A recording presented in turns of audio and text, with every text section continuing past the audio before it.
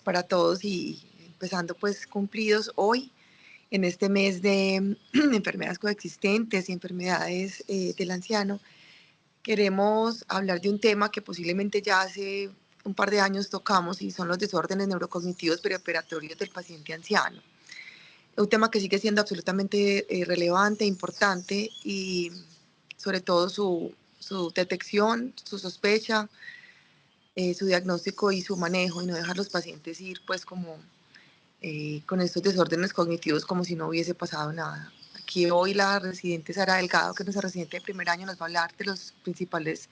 trastornos neurocognitivos en el paciente anciano,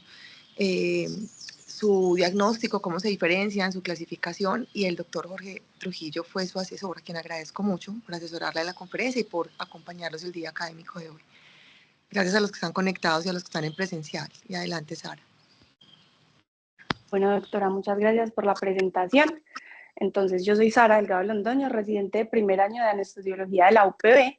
Hoy vamos a hablar de los desórdenes neurocognitivos perioperatorios en el paciente anciano. Mi asesor para esta charla fue el doctor Jorge Alejandro Trujillo, anestesiólogo de la Clínica Ordinaria Bolivariana del Instituto Neurológico de Colombia, a quien agradezco profundamente por toda la ayuda en la revisión del tema. Este es el contenido que vamos a tratar el día de hoy. Vamos a empezar viendo por qué es importante hablar del tema, para después hablar de unas generalidades y de los cambios neurológicos en el anciano, hablar un poquito de las enfermedades neurológicas prevalentes en esta población para centrarnos en los desórdenes neurocognitivos perioperatorios y qué podemos hacer en este contexto. Entonces, como anestesiólogos es importante que conozcamos sobre los desórdenes neurocognitivos perioperatorios, pues esta población de adultos mayores está creciendo rápidamente. En Estados Unidos, el número de personas mayores de 70 años aumentó de 15 millones en 1975 a más de 30 millones en 2015, y por esta razón y por los avances en la atención médica a nivel mundial, más de un tercio de las cirugías a nivel, pues en la actualidad se hacen en pacientes ancianos. En Colombia, como vemos en la gráfica, los cambios los cambios demográficos como tal de esta pirámide poblacional no se han visto tan marcados como en otros países. Todavía no se dice que como tal que la pirámide poblacional está invertida. Sin embargo, vemos que para el 2025 alrededor del 10% de la población colombiana hace parte del grupo poblacional mayores de 65 años, y se estima que para el 2050 este grupo poblacional va a aumentar y va a ser alrededor del 20% de la población colombiana. Recordemos entonces que el envejecimiento se acompaña y se asocia a cambios fisiológicos a nivel de todos los sistemas. Vamos a tener inestabilidad genómica, desgaste de telómeros, alteraciones epigenéticas, pérdida de la proteostasis, alteraciones en la regulación de nutrientes, disfunción mitocondrial, senescencia celular, agotamiento de las células madre y alteración de la comunicación intercelular, lo que nos va a llevar a cambios a nivel de todos los sistemas, incluido el sistema nervioso central. Entonces se ha visto que a partir de los 50 años la masa cerebral va a disminuir progresivamente, tanto la sustancia gris como la sustancia blanca, y va a disminuir también las sinapsis. Esto entonces nos va a llevar a una disminución de la tasa metabólica cerebral, y esto se va a ver visto por una disminución entre el 10 al 20% del flujo sanguíneo cerebral. Vamos a tener también una disminución de la síntesis de neurotransmisores, de los receptores y de los sitios de unión, lo que nos va a llevar a una pérdida de grupos neuronales específicos, ya sea dopaminérgicos, anticolinérgicos, según las patologías específicas. También tenemos que en esta población es más común la discapacidad sensorial, y vamos a tener alteraciones en diferentes vías metabólicas, incluido alteraciones en el metabolismo del calcio, alteraciones en la expresión génica, y vamos a tener una disminución de la densidad microvascular de la barrera hematoencefálica, una disminución del tamaño de la luz de los capilares y una disminución de las mitocondrias a nivel endotelial, que nos va a llevar a un aumento de la barrera hematoencefálica. Recordemos además que con el envejecimiento el cuerpo va a perder la capacidad de regular los mediadores proinflamatorios y antiinflamatorios, y es lo que se conoce como el inflama aging, y el sistema nervioso central no es ajeno a esta inflamación.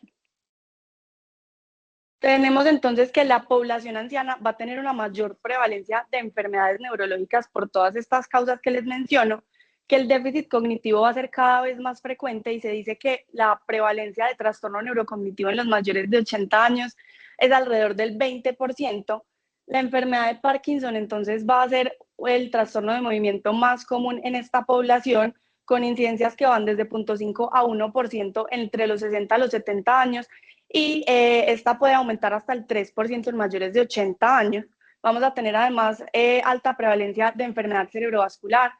de trastornos del estado de ánimo, trastornos del movimiento, epilepsia, enfermedades desmielinizantes y enfermedades neuromusculares. Pero hoy nos vamos a centrar principalmente en el trastorno neurocognitivo.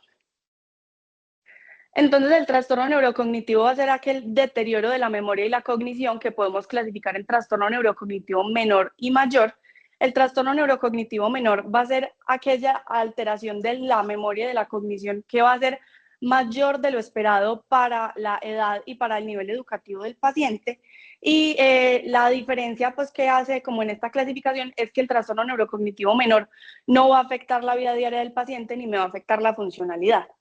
Se creía que el trastorno neurocognitivo menor era como un estado de transición entre la cognición normal y el trastorno neurocognitivo mayor. Sin embargo, cada vez se ha visto más que no todos los pacientes que tienen un trastorno neurocognitivo menor progresan a un trastorno neurocognitivo mayor.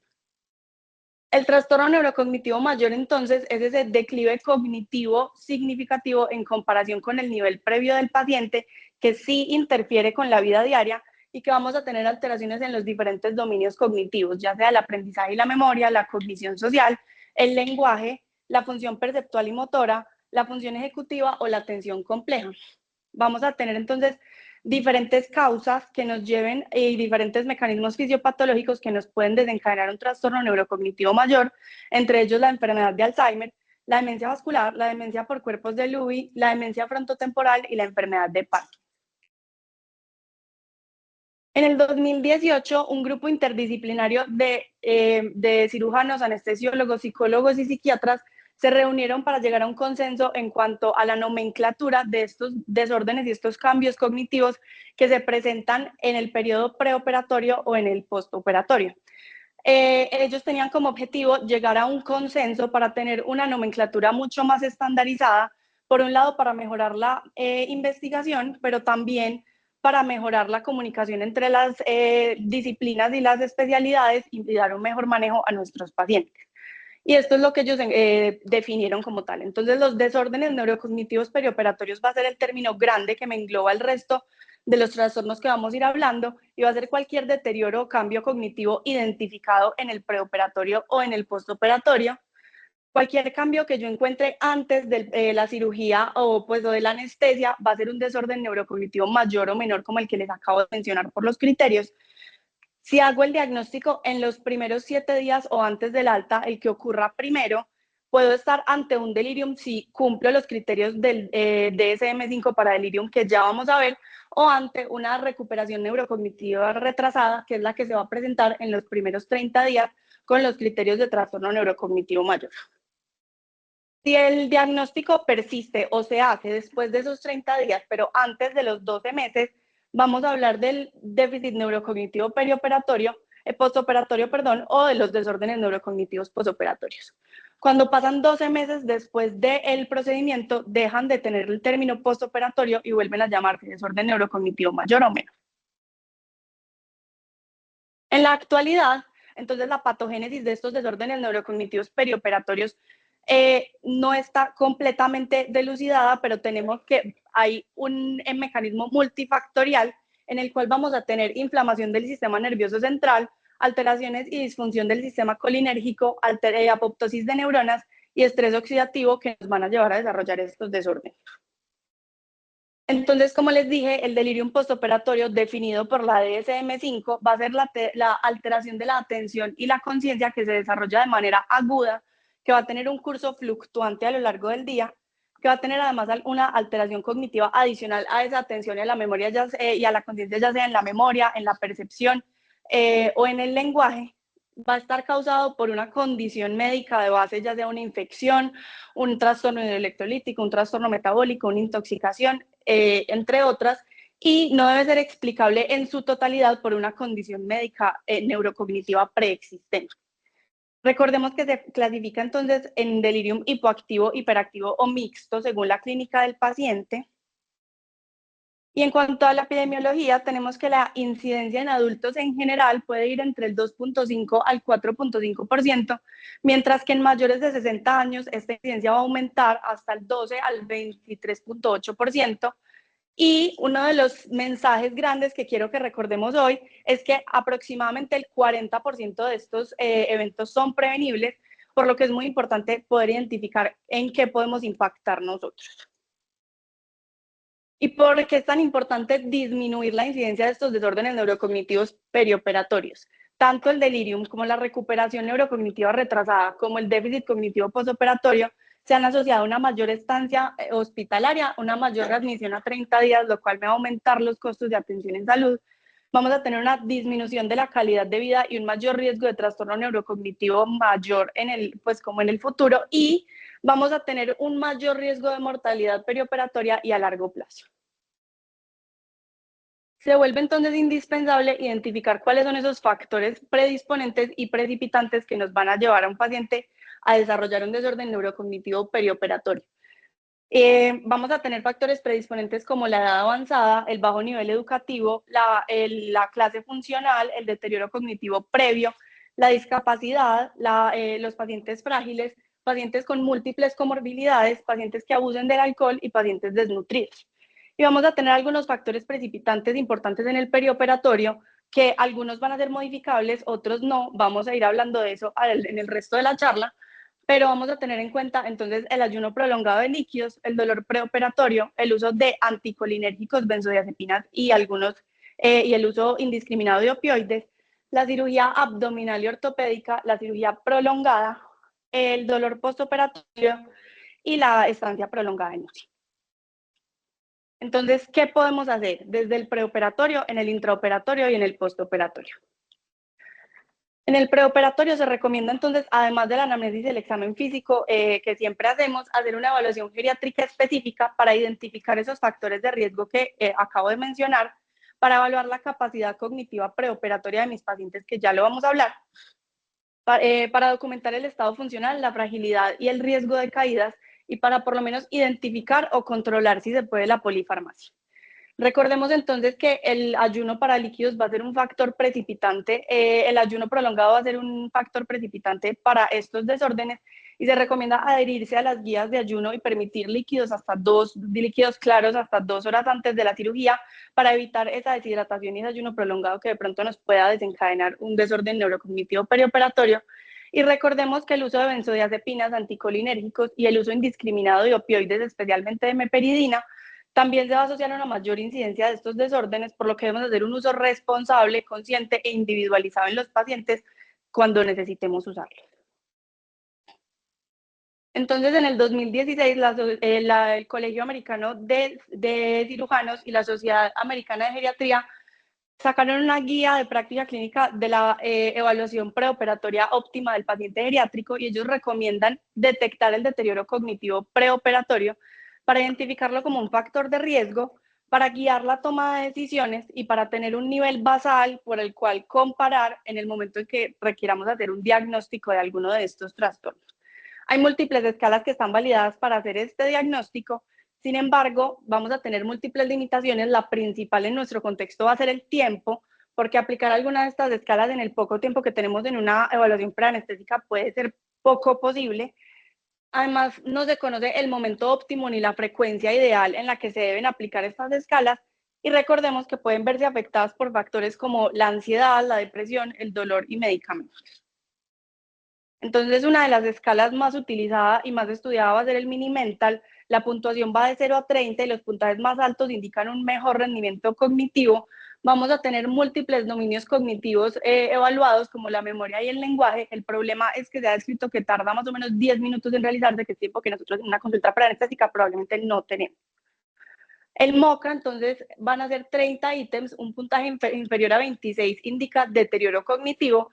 Tiene una ventaja, y es que puede diferenciar entre el trastorno neurocognitivo mayor y la cognición normal, pero de nuevo tarda más o menos 10 minutos de realizarse en gente experimentada, por lo que es poco probable que nosotros podamos realizarlo en una consulta preanestésica. Y la última escala que les traigo es el Mini-Cog. Evalúa 2 tareas cognitivas: la memoria de 3 palabras y el dibujo de un reloj.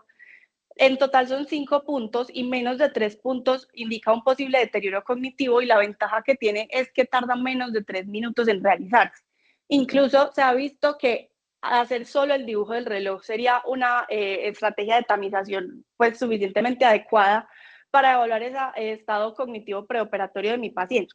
Sin embargo, como vemos aquí, hablamos de posible deterioro cognitivo con esta escala y de una manera de tamización. Y en las guías nos indican que cuando encontramos una alteración en alguna de estas escalas, la idea es remitir el paciente al especialista que le pueda hacer un diagnóstico con una prueba neurocognitiva y neuropsicológica adecuada. Por lo que si estamos haciendo una prueba de tamización y puede que incluso 3 minutos en una consulta preanestésica, que en nuestro medio sabemos que incluso en algunos lugares son solo de 10 minutos, puede ser mucho tiempo, por lo que la sociedad británica de geriatría nos recomienda que por lo menos preguntarle al paciente o al acompañante si el paciente ha estado más olvidadizo en los últimos 12 meses hasta el punto que afecta la vida diaria, puede ser una pregunta suficientemente útil que no nos va a quitar tiempo y que nos permite hacer esa estratificación del riesgo y tener en cuenta esta alteración cognitiva preoperatoria como un factor de riesgo en nuestro paciente. Entonces, la prehabilitación cognitiva preoperatoria se cree que hacer ejercicios que mejoren la memoria, la atención y la solución de problemas antes de la cirugía podría ser efectivo para mantener la cognición, la función cognitiva en pacientes mayores sanos y mejorarla en pacientes con deterioro cognitivo. Esta es una revisión sistemática entonces publicada en octubre de 2024 que tenían como objetivo evaluar la evidencia actual sobre la prehabilitación cognitiva preoperatoria en pacientes ancianos para cirugía electiva. Incluyeron 6 estudios, 645 pacientes y evaluaban entrenamiento cognitivo versus cuidado estándar. Sin embargo, la evidencia actual es limitada. Ellos no pudieron hacer el metaanálisis porque encontraron mucha heterogeneidad entre los estudios y porque encontraron dificultades con las definiciones de la intervención, la medición de los desenlaces y la adherencia a las intervenciones. Entonces, en el intraoperatorio vamos a tener que tener en cuenta qué técnica anestésica usar, qué medicamentos elegir y qué monitoría le vamos a brindar a nuestros pacientes. En cuanto a la técnica anestésica, entonces les traigo ese estudio publicado en diciembre de 2021, seguramente varios ya lo han visto, es un ensayo clínico aleatorizado, multicéntrico, realizado en 9 hospitales universitarios en China. Tenían la hipótesis de si en los pacientes mayores sometidos a cirugía de fractura de cadera, la anestesia regional comparada con la anestesia general reduce la incidencia de delirium postoperatorio.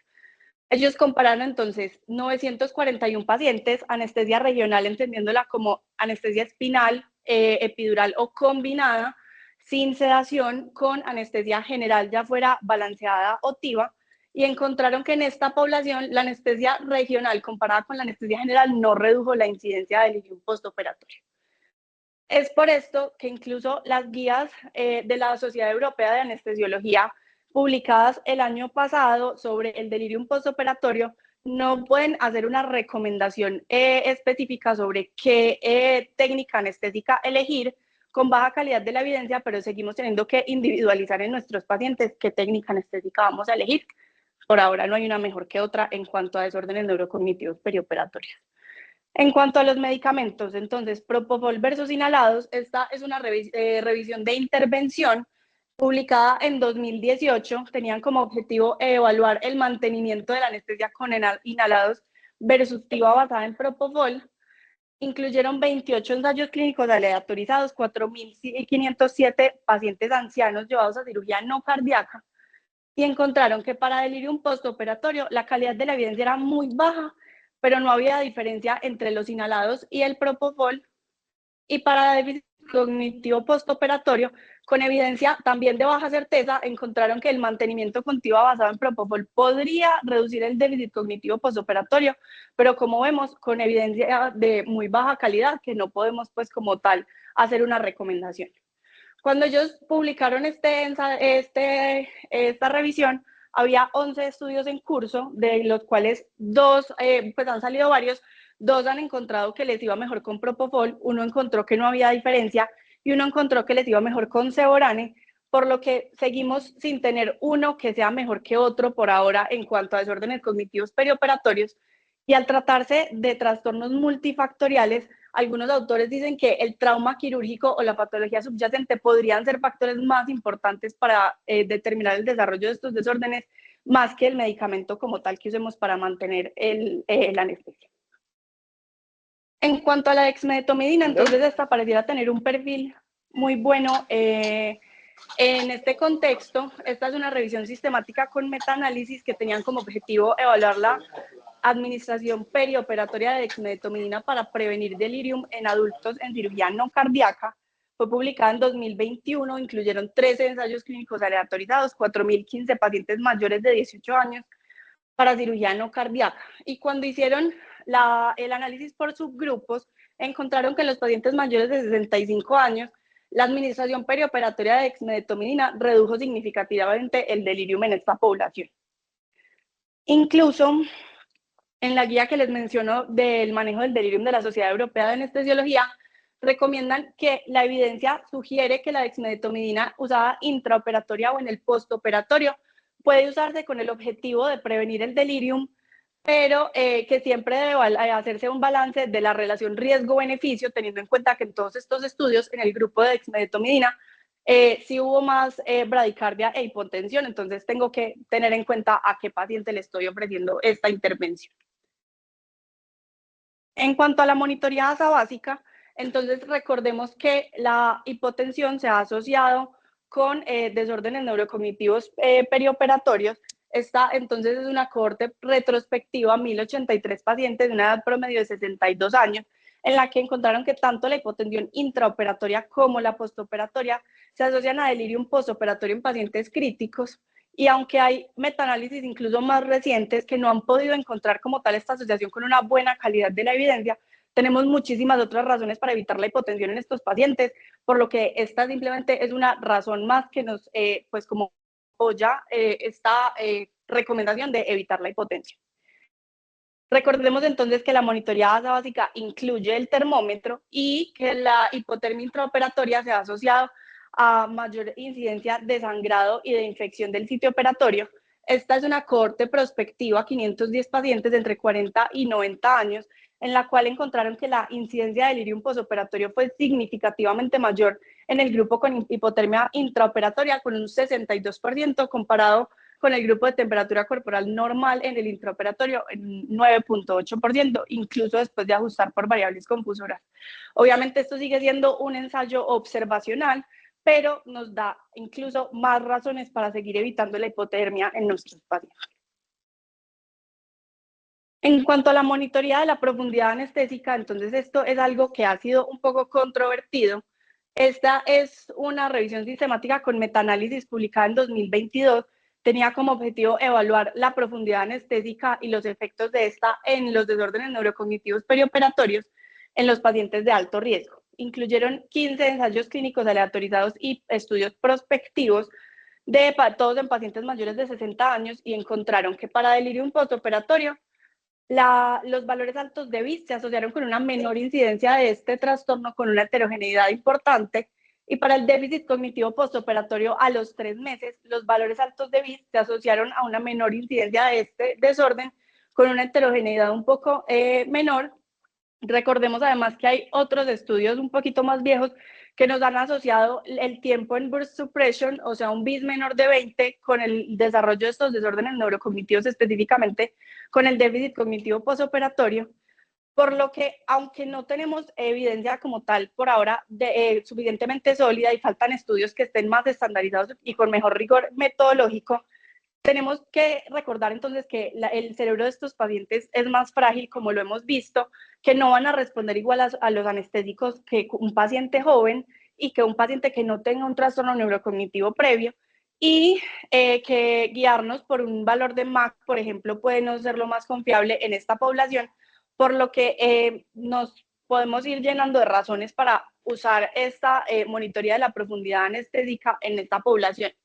En la guía entonces sugieren usar el uso de usar pues en la monitoría de la profundidad anestésica con BIS e incluso con electroencefalograma multiparamétrico en el que incluyamos además la matriz de densidad espectral y el burst suppression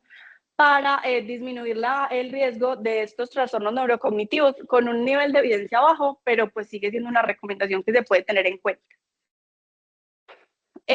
Cada vez más los estudios asocian la desaturación cerebral con los desórdenes neurocognitivos perioperatorios. Esta entonces es otra revisión sistemática con metaanálisis publicada en 2023, tenía como objetivo evaluar los efectos de la monitoría de la saturación cerebral en los desórdenes neurocognitivos postoperatorios y ellos entonces incluyeron 6 ensayos clínicos, 377 pacientes mayores de 60 años y encontraron que las intervenciones guiadas por NIRS podrían reducir la incidencia de delirium, de déficit cognitivo postoperatorio en esta población. Ellos dicen que siguen siendo resultados preliminares, que el tamaño de la muestra aún es reducido, que todavía nos faltan estudios para establecer específicamente los umbrales clínicamente relevantes de saturación cerebral en este contexto, pero sigue siendo pues una herramienta que si está disponible puede ser útil en nuestros pacientes para disminuir estos desórdenes.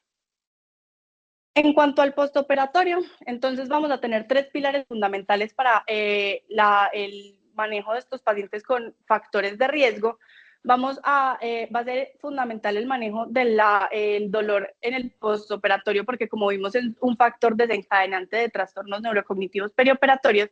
por lo que nos debemos basar en la analgesia multimodal y disminuir en lo posible el uso de opioides en estos pacientes, lo que hemos visto de a la menor dosis posible y por el menor tiempo necesario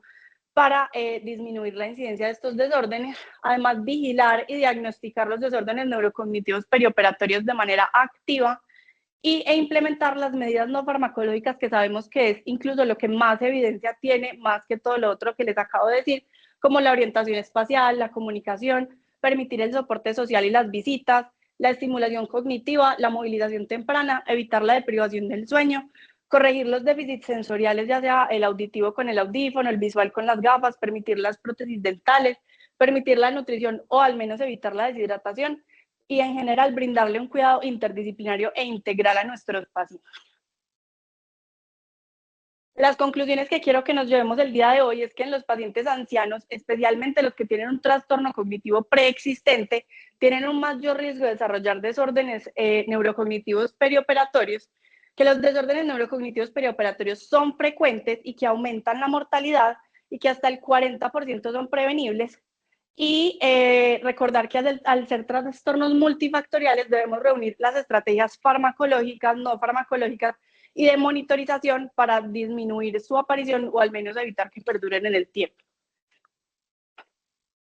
Entonces, este es el caso clínico que les traigo el día de hoy. Es una paciente femenina de 81 años, programada para una laparotomía exploratoria por una obstrucción intestinal por sospecha de una masa en el sigmoides. Como antecedentes nos dicen entonces que tiene hipertensión arterial y dislipidemia, está en el 4º día de hospitalización, tiene una sonda nasogástrica libre de drenaje. Los medicamentos que vemos en el Cardex entonces tienen losartán 50 miligramos al día, amlodipino 5 miligramos al día, atorvastatina 40 miligramos, tienen noxaparina como tromboprofilaxis. Y para el manejo del dolor la tienen con morfina 3 miligramos cada 4 horas, hidromorfona de rescate, que le han puesto 3 rescates en las últimas 24 horas, y tiene iosina 20 miligramos cada 8 horas. Vive con su hija, quien al interrogatorio refiere que en el último año la ha notado que está más olvidadiza y que presenta dificultades para las actividades instrumentadas. La llevan entonces a cirugía, en el intraoperatorio le ponen un catéter epidural para el manejo del dolor postoperatorio, la montan con monitoría asa básica y con presión arterial invasiva, realizan una inducción de secuencia rápida, anestesia general balanceada con sevoflurana y remifentanil por TCI, manteniendo una MAC entre 0.6 y 0.7 y le administran norepinefrina en infusión para el control hemodinámico. Durante la cirugía resecan la masa, realizan una colostomía y al finalizar el procedimiento se logra extubar sin complicaciones, tolera el desmonte del vasopresor y se traslada a UCI. Al día siguiente, la paciente presenta episodios de confusión, alternando entre inquietud y somnolencia, y dificultad para reconocer a su hija e intentos de retiro de los catéteres intravenosos. Entonces, la primera pregunta que les traje es qué factores de riesgo identifican que pudieron haber contribuido al desarrollo de este cuadro en la paciente. Bueno, Saris, pues varias cosas. Lo primero es que obviamente estamos ante una paciente que está muy mayor, pues tiene 81 años y eso ya lo tenemos pues como el principal factor de riesgo. Lo segundo es que la hija nos había contado que venía pues como con deterioro desde antes, se le olvidaban las cosas, entonces ya podíamos sospechar que tenía algo de base. Luego teníamos algunos medicamentos que podían ayudarle un poquito. Pues teníamos opioides y pues la iosina que tampoco nos iba a colaborar ahí. Y lo otro es que es una cirugía abdominal que habías mencionado que era factor de riesgo y está en una unidad de alta dependencia, entonces ya ahí tenemos como varios factores que nos iban a empeorar el cuadro, pues o a facilitarlo más bien. Perfecto, Ana, gracias. ¿Y qué ¿Y qué estrategias creen que estrategias creen que podríamos implementar en el perioperatorio para reducir ese riesgo? Aris, hola, ¿cómo estás? Em, pues podríamos utilizar varias estrategias dependiendo del momento en el que estemos. Una podría ser en el preoperatorio. Ahí podríamos pues como optimizar todo lo de los medicamentos y podríamos evitar o minimizar al máximo todos estos medicamentos de alto riesgo como los opioides, los anticolinérgicos, todos este grupo de medicamentos que nos mostraste durante la charla. También podemos utilizar otras estrategias como los protocolos de hidratación para evitar trastornos hidroelectrolíticos y deshidratación, que es muy importante en esta población que es tan susceptible. En el intraoperatorio también, como nos explicaste, evitar la hipotensión, evitar la hipotermia y considerar una monitoría adecuada dependiendo del paciente, dependiendo de la cirugía y todas estas cosas sería pues muy importante. Y ya por último, en el postoperatorio, muy importante todo lo de la movilización precoz, la rehabilitación, un adecuado manejo del dolor con estrategias multimodales, no simplemente pues basarnos en los opioides, usarlo al mínimo y por el mínimo tiempo necesario. Ambientes amigables, recordarle al paciente dónde está, la familia, las gafas, los audífonos, todas estas estrategias pues que nos explicaste. Perfecto, Fede, muchas gracias. En el QR entonces se encuentran las referencias principales de la charla por si quieren buscar alguna y estoy abierta a dudas o inquietudes que tengan.